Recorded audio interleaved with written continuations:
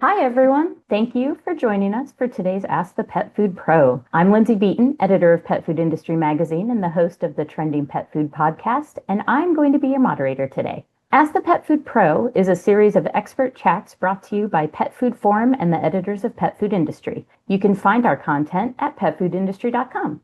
Most Ask the Pet Food Pro chats address a specific area of pet food manufacturing, formulation, safety, etc. But today we have a special edition, the beginning of a two-part series on mentorship. This specific series is brought to you by Women in Pet Food Leadership, a program that connects and empowers women and allies in the pet food industry through events just like this, plus mentorship and networking. This session features a distinguished panel of women leaders in pet food. Gail Kuhlman, PhD, retired technical fellow in companion animal nutrition for Mars Petcare. Betty McPhee, sales manager for Heartland Supply Co. Laura Moran, founder and CEO and strategic advisor for LPM Innovate and Lodestone Innovation. Before we get into our discussion with them, I have a few announcements. First, you've all been muted to ensure everyone can hear and focus on the discussion, so please submit your questions or comments in the chat box. Some of you submitted questions beforehand, which we really appreciate, and we're going to try to get to as many of those as we can, along with the ones posted today. Finally, this chat is being recorded. You can access the recording starting in about a week at petfoodforumevents.com. You'll go to that website, click on the About tab at the top of the homepage, then select Ask the Pet Food Pro from the drop-down menu. All right, without any further ado, we are going to open up our panel discussion on mentorship. To start, I just want to ask the panelists to kind of give their origin stories and their personal journeys as far as mentorship goes. So, Gail, if you would like to start, we'll go from there. Sure. Thank you, Lindsay. So I started quite a while back, and I really didn't know what a mentor was. But I learned very early in high school, actually, that you could rely on people that had traits that you inspired to help you get to grow and inspire and be the same and have the same strengths. So my journey, really, I'll just give a brief synopsis. When I was in high school, I loved science, but I hated high school. I went to a science teacher and I said, I love science and I hate high school. What do I do? And she said, you love science and you work with it. I was the kid that always took the gerbils home on the weekends, and I went early to help the teacher, clean out the cages, and really just love science, love my zoology classes, and had my first mentor, which I didn't even really know the word, which was one of my high school teachers that brought me to really pursue what I love. And that's kind of where my journey started, to end up today with still having wonderful mentors, but being able to mentor so many young scientists in the industry. It's really exciting. That's awesome. Laura, how about you? Yeah, similar to Gail, I didn't know what a mentor was, but it took me a little bit longer. I think I didn't really understand that concept until I went to college, and as an undergraduate, a professor had helped me understand that people are here to help you and can help you define what you want in your career and your life. And so I think I helped out on a couple projects in his lab. And that's where I learned that I really enjoy being a scientist and working with food. And that kind of helped me go on to grad school. And then throughout my career, I think there were couple of instances or times in my life where I reflected on usually being in a new role and not really sure what to do about it, and reaching out for help. Somebody who provided guidance and support encouraged me through starting up that role. And even one time, the president of the company offered to be my mentor. And I have to say, the first time when that happened, I actually thought there was something wrong with me, which is a terrible thing to think about. But I'm like, why does this president want to spend so much time with me? But he played a key role in helping me think and see beyond being a scientist. And during that time, I played a key role with a sales manager in our company, and we helped grow our private label business.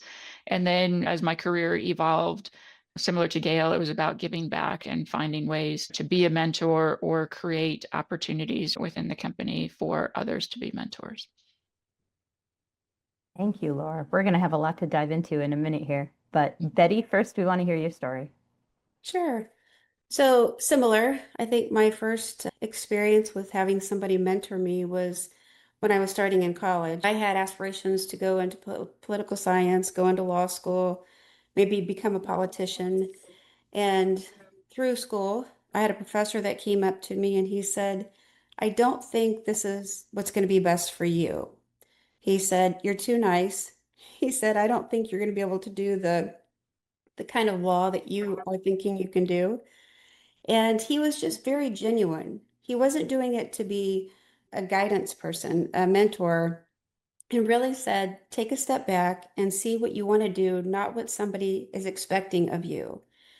And everybody in my family had been attorneys and things like that. So I felt like I was somebody that had to follow in those footsteps. So I think that was such a pivotal point for me. I changed my path through college and ended up working in the pet industry with an amazing mentor, Dr. Marvin Moose, who started Ameripac. And if it hadn't been for him, I don't have any idea where I would be at today. He was just such an intelligent man, so genuine, so willing to take some little farm girl like me and help build me into something that I could truly make a difference.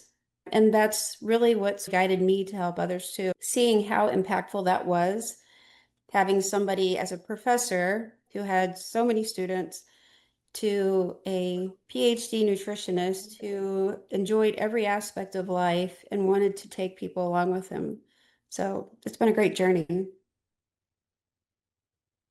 Now, one of the things I'm hearing that you all have in common is that the mentors, your initial mentors, came to you. And it sounds like maybe, like you all have said, now you have the desire to become mentors, that maybe somebody did the same thing for them at one point, and so they were just paying it forward. For people in the audience who might be looking for a mentor, maybe nobody has approached them, or maybe they didn't recognize that somebody was approaching them, what are some key elements in any mentor relationship you've had that let you know, oh, this person is a mentor, like this person is open to me asking questions and genuinely wants to help me? What were some of the things that made you, made that ping in your mind? And Gail, you can start. We'll just go around. When I think about mentors in my life, Lindsay, to your point, I do tend to reach out to people. I know that all of us, including myself, have areas that I'd love to build upon, areas I'd love to improve upon, areas I'd like to do better or differently. So I tend to look at people who really do the trait I want to do really well. And then those are the people that I go to, and those are the people that I seek out, and those are the people that I try to partner with to help build my career and to try to understand what I can give back in the relationship. So for me, finding a mentor is a little bit about being very focused on those areas that I want to grow and develop, and looking for key people that can help me grow and develop things. Does that answer the question okay, Lindsay?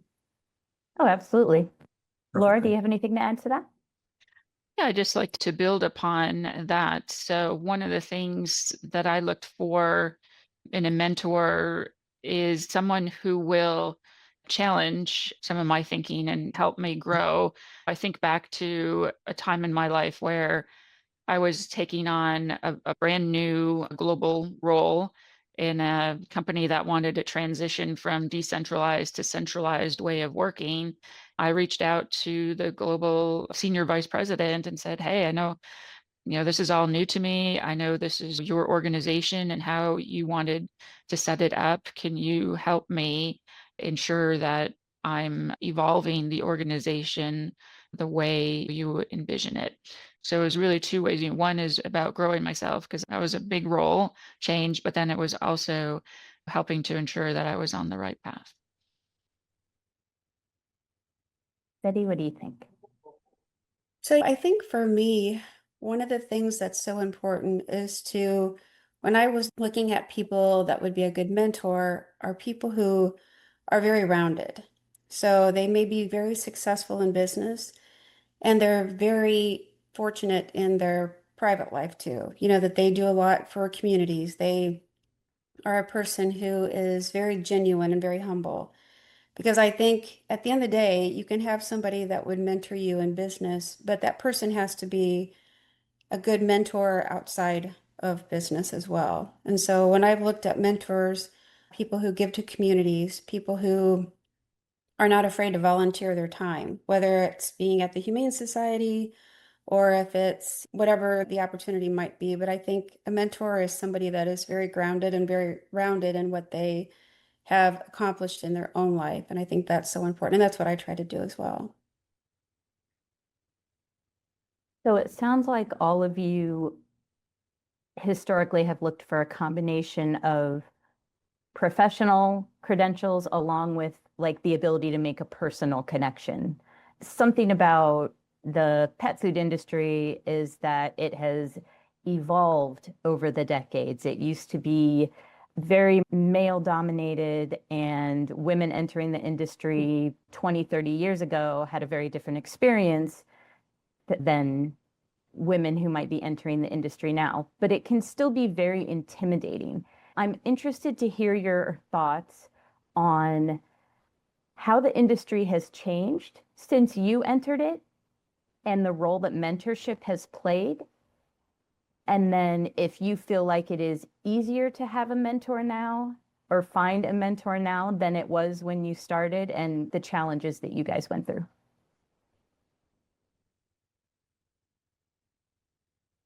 Not Lindsay.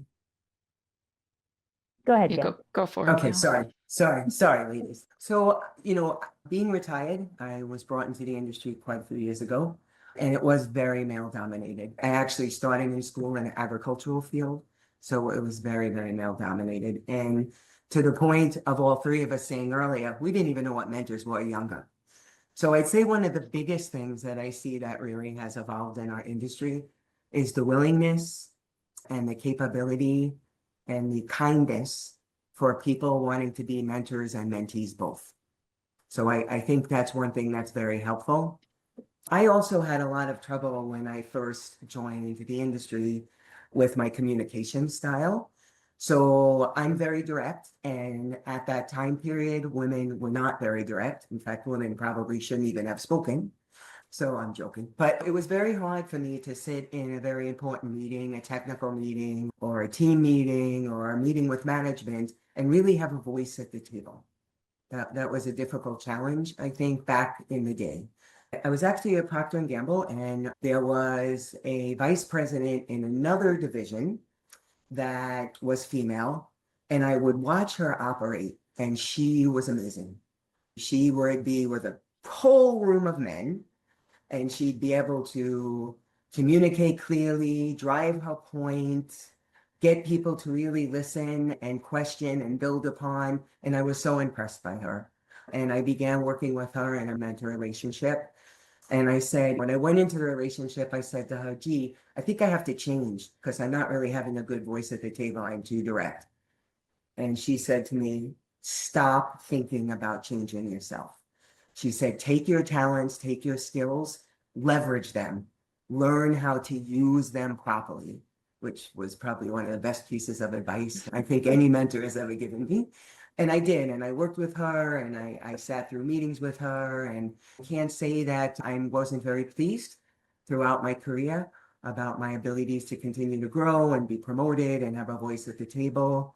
And for me, that's how I see the entire industry has grown, from a place where women had to kind of shy away and be quiet in a crowded room to now really be leading that discussion, to really own that discussion. So I think that's probably my big aha on that one. Yeah, I think from my perspective, starting out, mentorship was not common language, but as the industry evolved, I remember having training on being a mentor and a mentee, and having a training session and having workbook on each of those topics. So it was encouraged at some point to facilitate that. And so that made it easier within the organization to find someone because we wanted to be a mentor and people wanted to be mentored. I saw that as a transition. And then I saw another transition where it was more an additional layer of focus on women and women's careers throughout the industry to help provide that diversity across the organization. It's funny to me because Gail and I have worked together for so many years. And when we were both starting in, I mean, Gail was actually a mentor for me because I met her when she worked at the Rolla plant for Royal Canin. And I remember going in thinking, I'm in way over my head. Luckily, she was very open to taking me in, introduced me to a lot of people. And so she was a mentor, but at that point, I didn't even realize what she was doing for me. She introduced me to people, and she is outspoken, but there's nothing wrong with that. And that's what kind of gave me the strength to say, okay, I don't have to be shy. I don't have to be somebody that sits neutral and is asked a question. We sat on committees together. I think it's just important when you look at people around you too, to think that every person you meet is a mentor. You just have to be open to it. Because just us sitting here, I learned things from Laura and Gail that I didn't know. And you think about it and you put that position on you and you think, okay, I have been in these positions where I didn't give myself credit because I remember going into P&G when it was IMES, and one of the first meetings I went to, I was giving a presentation and I thought there was going to be one scientist there. There ended up being about 18, and I thought, oh, I can't do this. And I did. I think for me and for most women that have been in this industry long enough, knowing that you were going to go up against men, but that they're not the enemy, which is okay not to think that they are, but to really just look at it and say, I've got this, and have the confidence that if you don't do something perfect, that means you're going to learn from it. And a lot of things come from that. You mentor yourself in a lot of ways by not being apprehensive at taking on opportunities. And one of the mentors, my truly first mentor, I worked at Cargill, and one of the VPs of the biodiesel division had heard about me. I think it was biodiesel. And she reached out to me and she said, I think you have an amazing opportunity. She was working in mostly a man-dominated industry as well. And she said, I would like to be your mentor. Do not already have somebody picked out. And I thought, how did a VP of such a ginormous company seek me out? And I had met her at a meeting. And so to me, it's you just don't know who can be an advocate for you. So always being eager to meet people, eager to talk to people, and being comfortable with who you are. So those things have always helped me. I want to stick on that for a little bit longer because I feel like, especially for people who are newer to the industry or people who are younger, it can be very awkward to try to figure out how to go to somebody and say, hey, I would like for you to be my mentor. So you've already given some great tips, Betty. And Gail and Laura, I was wondering if you guys have, like, if somebody wanted to approach you guys, how do you do that without it being awkward or feeling like, imposter syndrome sets in? How could they be my mentor? They know so much more than me. It's not even worth trying. How can people get over that hump to just ask somebody to be their mentor? I think it's important for people to realize that we all started from nothing, right? I mean, one day I wasn't even sure what a cat and a dog should eat, right? Luckily, that was a very long time ago. So I think it is scary and nerve-wracking to walk up to someone you don't know and say, hey, but I think what's really important for people to understand is we all came from the beginning and we all respect that. I also think mentors and mentees, it's a two-way street. So you always learn whether you're the mentee or the mentee. So when you think about approaching someone, what can you give to that person? So towards the end of my career, when I was working, I had a very young team. Most folks on my team were young, and I wasn't. The greatest thing I used to love when younger scientists would come to me and ask me to help mentor them in a specific area was I knew that I could get a benefit working with a younger scientist because they would teach me how younger scientists thought. I didn't know that because I wasn't a younger scientist.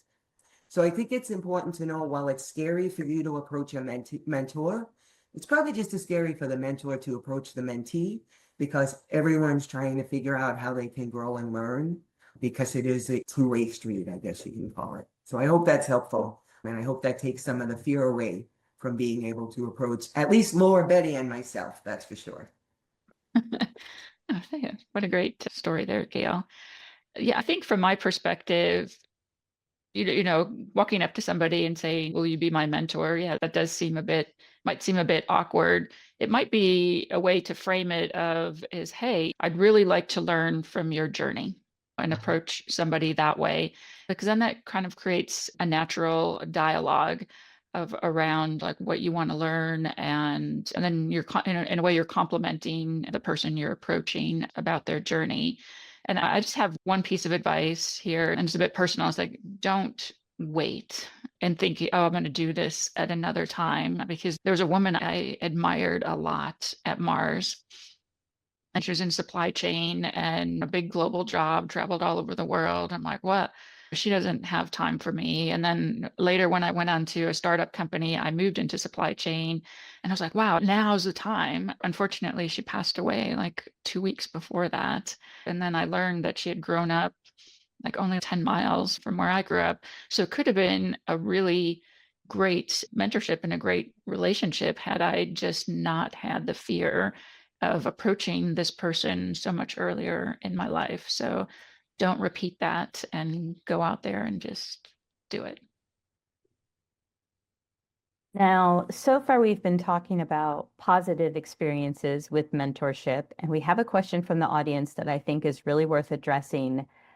Has anybody ever said no to you to being a mentor, or have you ever turned somebody down to be their mentor? And if so, what has that looked like from either side? Yes, would be my answer. And I'd like a little more definition on that. Because of the way I approach mentorship, and that is, well, first of all, I don't think mentors always mean that it's a person who's there forever. So I do think there becomes a point during mentorship where maybe you've reached a place where the relationship just can't move further. Not in a negative way, but just can't move further.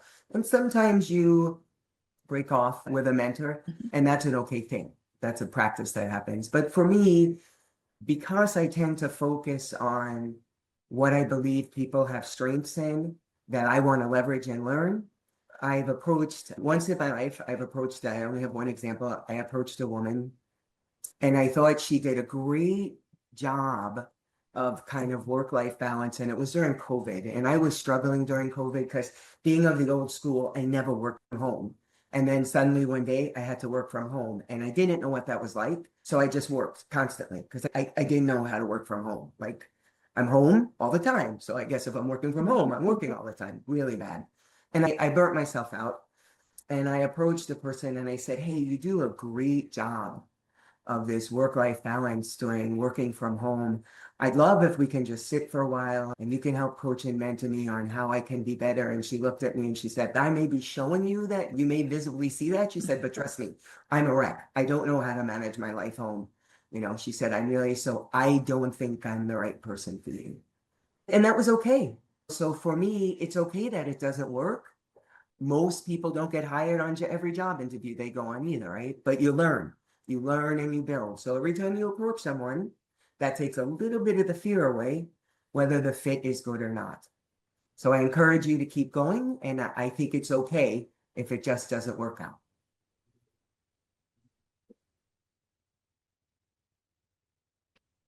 I think that's a great answer, Gail. I've only said no like during one time in my life. It was just, I had just had a baby and moved and came back to work.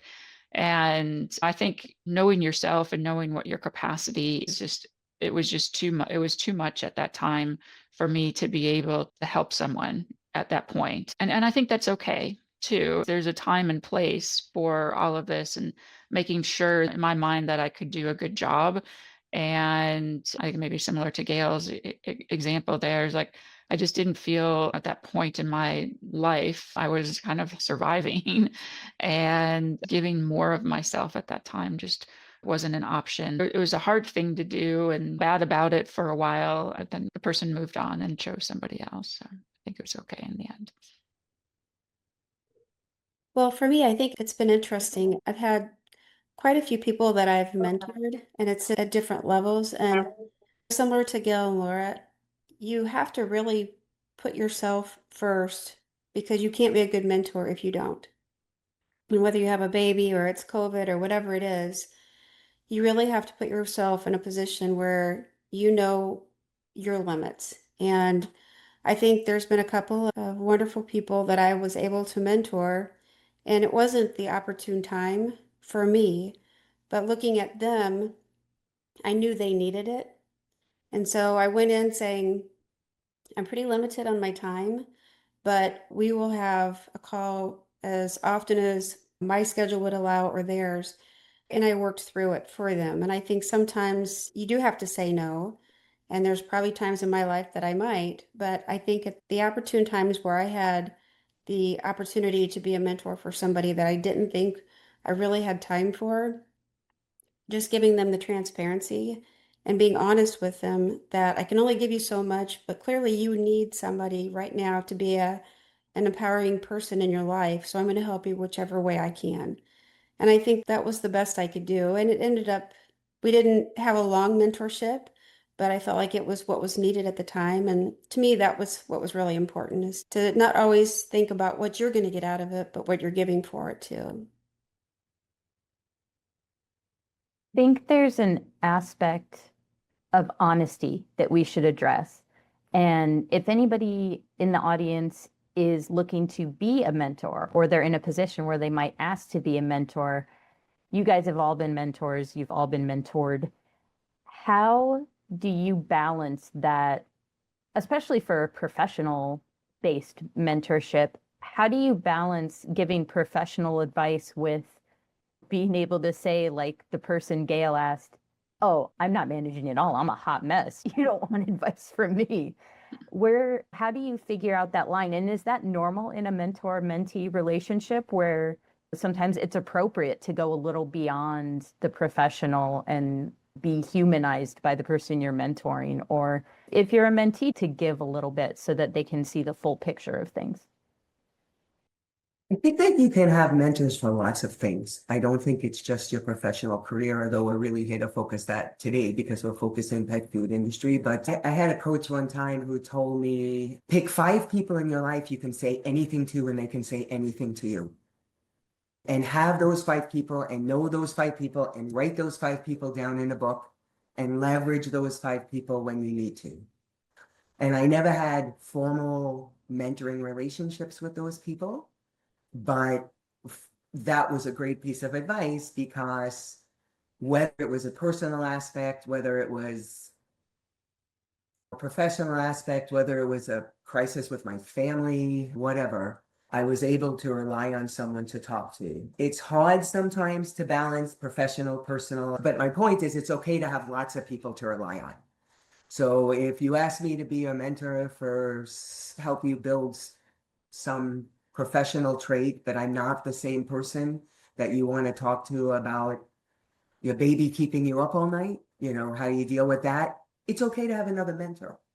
Like, you don't have to be, I can have one mentor and that's my capability, or I can have one mentee and that's my capability. I mean, you do have to balance that against the time you have in your life. But I think you can leverage your mentorships for how far they can go with comfort on both sides.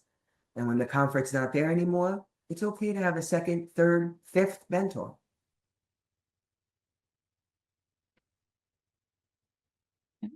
Lindsay, I think what I heard was honesty in the mentor and mentee relationship.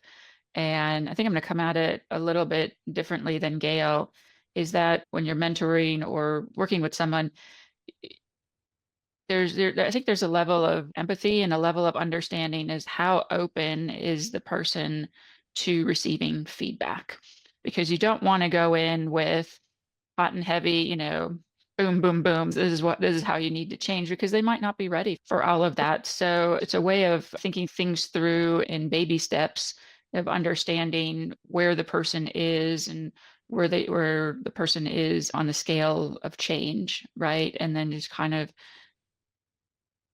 providing the feedback that a person is willing to hear or ready to hear in that relationship. I agree with both Gail and Laura too. I think it's so interesting because you have so many personalities that you meet every day. And I think understanding the value of integrity and being humble, I think, are a couple things. So when you are being approached to be a mentor, or you're approaching somebody to be a mentor, it kind of goes back to what I was saying earlier. You really have to look at a person and say, this is a person, we may not see eye to eye on political views or lifestyles or things like that, but I admire what they do because of this or because of that. And like Gail said, you pick out somebody that you need help with, maybe on one specific thing. If it's learning how to do formulations, or if it's learning how to sell, those type of things. So I think it's important that you go into being a mentor or mentoring with a design of what you think this will get you at the end of this project, basically. So I think it's so important that you look at the people that you want to be around. And it's kind of like dating. I mean, you might date a lot before you find your true love. So it's okay to date a lot and using mentorship, because each person that you meet, they may not give you what you think you need right then. But when you look back, it's like, oh my gosh, now I get what she was saying. And so you just have to keep an open mind and an open heart. I mean, I know people say keep your emotions kind of in check at business, but I think with what women have contributed to the industry, I think that's why, and I'm going to give all these women on here and all women in the industry kudos for this, because it's okay to have emotion in business. It's okay to show a soft side and to be strong, but also show that you are feminine and you have different ways of approaching things, and empower yourself for being like that. And Lindsay, if I could just build slightly more on mentorship, mentee-mentor relationships. When I go into a mentorship relationship, or when I feel like there's a need for me to seek a mentor, I ask myself a series of questions. What is the area I need to focus on? What do I want to get out of it? Do I want a male or a female mentor? Depending on what the area is, it can be different. Do I want somebody at my level, somebody above my level? How many levels up do I want that person? Do I want him in my company? Do I want him in my department? Do I want him out of my company? So I think that there's so much opportunity out there in the world to never feel alone in anything you're challenged with in your life. So I think that really building these relationships, going in openly and honest, really being focused is just a great way to kick off a mentee-mentor relationship. Gail, I think you and Betty have given me the perfect chance to pivot into pet industry specific challenges when it comes to mentor and menteeship. We've been talking about, from a broader level, what makes a good mentor, what you can look for, how to be a mentor, how to be a mentee. We're all members of Women in Pet Food Leadership on this call, and I want to know what you guys think some unique challenges are that women face in the pet food industry that mentorship can help address, so that women who are newer to the industry or are facing a hurdle know that they don't have to do it alone. I think one of our biggest challenges is how to say no in microaggression situations. So I've been in the industry for 36 years, and I still, to the end of the hour, found myself being the one at the table of men would say, hey, would you run out and get that cake for that birthday tomorrow? Okay, I will. So I think we are still, while women are coming, the next generation continues to be women. We're still in a man environment, and we tend to find ourselves to not being able to say no, which something little like getting a cake may not be a big deal, but how does that move harder and further into our work-life balance, which then also impact us? So I think saying no is something I see as an issue within the industry for women. That's probably the biggest one I see. I also see a lot of confidence issues. So I've had a lot of mentees, a job opening will come up, and I seldom, and this is not a negative comment, but I seldom have a guy on my team that won't just go apply for that job. And I quite often have women on my team that will come to me and say, I'm not really sure if I can do that job. Like, do you think I could do all those things? And I'm like, you're doing it already. So I think confidence and never saying no would be too big. I mean, I'm the first person to answer, so that's quick off my head. I hopefully did an okay job on those two, but that's kind of two things that I find we struggle with a little bit. Now, I think in our industry, I think there are assumptions around technical or operational expertise. Recently, I had put together a presentation about the creation of temptations for Pet Food Forum. And I found an old photo, and it was me and about 8 or 9 guys working in the pilot plant to make this happen. So when you think about working in a manufacturing environment, it's all part of our jobs. No matter what our job is, you will find yourself in a factory environment or out in the field in an area where maybe some of those assumptions around what your role is versus what it isn't. And then I think there's also this globalization that's happening in the pet food industry as well. So there you have some cultural differences that you experience. I know that's what I experienced when I moved into a global role and just working across 5 different countries and different cultures, and just knowing how to be assertive, how to collaborate. So I think confidence is one. I think I'd like to add collaboration to that list. I think is a much needed skill now in the industry than I think before. And, just managing things across countries, but then doing it in an authentic way. So that way you're still yourself, and also a means to learn from people from other industries. I do remember a time where I was at a meeting and there were probably about 12 women, and I don't think maybe only 2 of us were from the same country.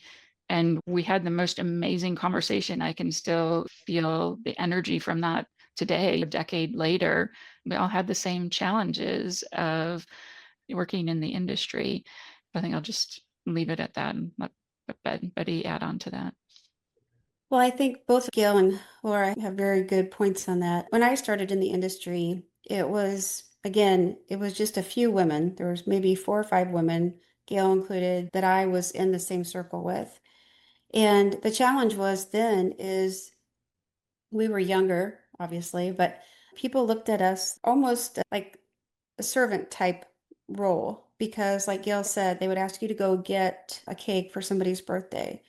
And I think one of the things that I really tried very hard to do was to take ownership. So I was put in a role to do something for my company.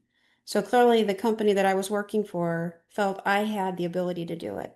So I had, in my mind, I had the obligation to take ownership to that.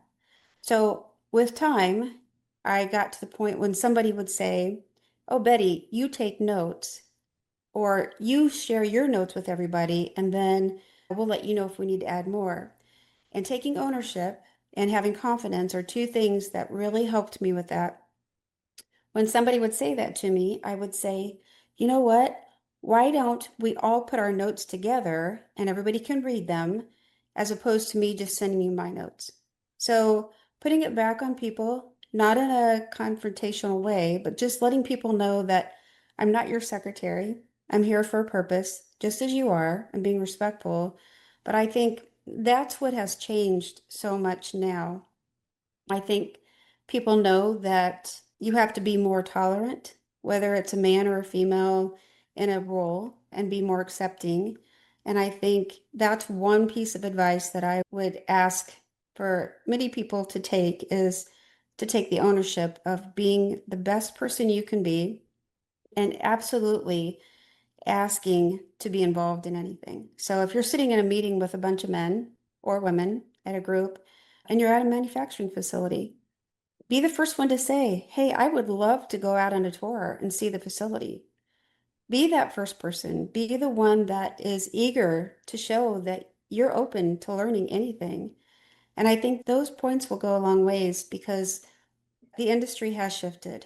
They looked at us like we're girls. And now I think a lot of those same people look at us as women and what we've contributed, and that they see that we have made an impact. So they know that there's more and more people like us coming in that can make those impacts as well. Want to talk about your experiences with advice and some pivotal moments that helped you get to the next step in your career. So, are there a couple pieces of advice or moments in your career that you can look back on and go, my mentor helped me to see that or to get there? And then I just want to talk a little bit about how valuable that is. We've already talked a little bit about how sometimes you get advice and you don't see the benefits of it until later. But so looking back now, are there a couple places in your career you can pinpoint where things might have gone very differently if a mentor hadn't been behind you, being that voice in your ear or giving you that push or helping you out? I think we all talked a little bit about our own experiences, so I don't want to be redundant here, but I think for me, the one mentor who really helped me understand that I should leverage my talents, my skills versus change things was probably the most significant, because I could spend a lifetime trying to change things and probably never get there. But being able to leverage a talent or a skill can, I mean, that's a professional continued growth. And you can see that and that can happen. So I think that's probably one big piece of advice that was really helpful and changed my career. And then I also think for a long time, I was a manager because that's where they put me. And I had a mentor one time. She was actually a woman leader in baby care. I was at Procter & Gamble and I was in pet care. We worked together for a long time. In fact, I still, believe it or not, even post-retirement, I still leverage her expertise. And I was talking to her and I said, God, I have like 33 direct reports and I was young. I don't do anything fun. I don't do anything technical. I love science and I spend all my time writing reviews and having weekly update meetings with my team. I think she really was the person who said, like, change it. Like, if you want to do something more than just manage, you either create that role or you find that role or you work towards that role.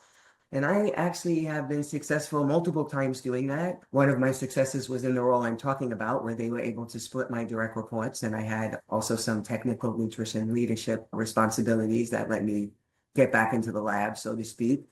And I think later on in my career, when I was approached about being part of the Mars leadership team and R&D, I started the technical fellow program in Mars Petcare. In North America, we didn't have a technical fellow program, and I became the first technical fellow there. I didn't just want to sit on the leadership team as a manager. I wanted to have a technical role. So I think that her early on, this mentor of mine early on in my career, pushing me and saying, go build it, go for it kind of thing, really changed where I was when I retired. And that's pretty significant impact for me. And I still talk to this person and we still reach out, and it's been quite nice.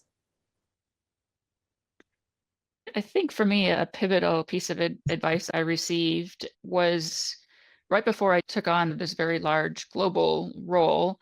A person in the company, he ended up becoming a mentor for a period of time. He said, Laura, you love to develop products and you love the science, you love all these things. Let other people see your joy. And I don't know why, like, I wasn't sharing the joy, but I think that was just such a key message. And just enjoy the gifts you have, enjoy the role that you have, and just enjoy everything and bring joy. The more joy you bring, the more joy you're going to bring for others and more achievement and meaning you're going to bring. It wasn't the easiest thing to do because I'm a very private and quiet person, but I slowly opened up and shared all of that. I have to admit, it was the best 4 years of my career of leading that role. So I enjoyed that. But coming back to where I am today, where I'm now consulting in the industry and giving back, and moved. So I did find it was a written document of this feedback, and I found it not that long ago. And I reached out to him and we had a fantastic conversation. And he helped me set up what are the guardrails for what I want to do during what I'm calling the legacy phase of my career here. It's my jam, right? Which is what brings me joy. How do I bring joy to others? What am I achieving and what are others achieving by interacting with me? And what meaning am I giving back to the industry? And I think that's been a pivotal piece of advice that's had a big impact for me. This kind of goes along with what Laura's saying. So one of the mentors that I had was very much about taking charge of what you're doing. And like Gail and Laura both said, they had passion for science. And I did too, but I had passion for sales. I loved the opportunity to make a sale, to make an impact with a customer. And so it's about passion. And so for me, he said, if you don't have passion, then you're not doing the job that you're meant to do. And I think so easily to get kind of complacent and you think, well, I'm in this role, I'm doing okay. Everybody thinks I'm doing a good job. But at the end of the day, if it doesn't bring you joy and you don't feel like you've had an impact, especially with yourself, you don't find that passion, it's okay to switch, get on a different road, put in a different gear and go a different way. And I think that was one of the best pieces of advice that I had gotten, that if you truly want to make an impact, do it because you have passion, because you want to be impactful. But at the end of the day, you just want to know that you've accomplished something that you knew you could, whether anybody else could or not, you knew you could, and you had the passion to do it. As we wrap up this conversation today, I want to talk a little bit about success, because all of what we have spoken about, the challenges, the pros, the cons, being a mentor, being a mentee, has all been for success in the industry, in life, in something that takes up a huge part of your life. Your working years take up the majority of your life. So I am interested to hear from you guys as a closing thought. What did success look like to you when you first started out in this industry? And what does it look like now? How has it evolved? Wow. I feel like I was so young going into this industry, I had no idea what success would look like. Getting a job was probably what I thought my success would be when I started, you know? When I came in, I didn't really know what the industry was about. There was no companion animal training. Hell, there wasn't even an AFCO for pets when I started, so it was a couple of years back. So being a nutritionist, I wasn't really sure what success was coming in. I knew retirement was an okay place for me when I successfully watched the way I built others and shaped others' careers. I loved watching people that were on my team just coming in the industry, becoming leaders and growing and developing new products and seeing them on the shelves. And so I think going into the industry, success was me just doing well and being able to retire. But coming out of the industry, I realized it was the impact I had on others that made me really feel successful. So I think that's something I learned along the journey, but I think that's when I really truly found success. I tell you, just sitting on this phone call and having Betty said I had a positive influence on her life when she entered the industry. If I had buttons on my blouse, I'd be popping my buttons. I'd be so proud. So that means a lot to me to know that I've impacted others. So I think that's my success coming out. And again, coming in was like, I need a job. So, so very different feelings. Yeah, I'd have to say almost ditto for myself. It was having a job and being able to afford some things that my previous generation before me wasn't able to afford. And then that has all evolved for like how many people I've impacted. Am I the person somebody calls when they have a tough challenge? It's how vibrant my network is, and that when I go back to a trade show or convention, people are interested in seeing me and catching up and asking for advice. My answer is very, very similar to Gail. And I think now it's really about giving back, which is giving back through Women in Pet Food Leadership. It's giving back through some of the other entrepreneurial innovation mentorships that I do through other universities, and how I will continue to do that. I think for me, starting out, it was similar. I wanted a job. I wanted to be advanced in the company, getting a title. But starting out, it was about me. And I think at this point now, it's not about the title. It's not about all the things you can do within the company for your benefit. It's what you can do for others in the industry. And I think that's what's been impactful for me. It's about what I can do for the industry, for other women, to truly empower women to feel the strength and the self-confidence to go out there now and look around and say, yeah, I can do anything I want. I just have to have the passion, the drive, and the commitment to my own happiness. I want to thank the three of you for this phenomenal conversation. I feel like we could have spoken on it for at least another hour, which is why there's going to be a part 2 in our mentorship series. And I want everybody to watch out for future digital offerings from Women in Pet Food Leadership. We also have other virtual events on pet food coming up, plus some in-person ones as well. We'd really appreciate your feedback on today's chat. This is a newer series for us, and we're looking to expand women in pet food leadership. So any feedback would be most welcome. You can scan the QR code on the screen to access the survey, and we're also going to email a survey link soon to attendees. One last reminder that the recording of this chat is going to be available in about a week, also on petfoodforumevents.com under the About tab that I spoke about earlier. Part 2 of our mentorship series, which I just mentioned, will be held on July 24th, and we would love to see you back. For more information on registering for that, check out the same area on the petfoodforumevents.com site, or head over to the Women in Pet Food Leadership LinkedIn group. Join us there. Finally, thank you so much for joining today. I hope you enjoy the rest of your day or your evening, depending on where you are, and have a great weekend.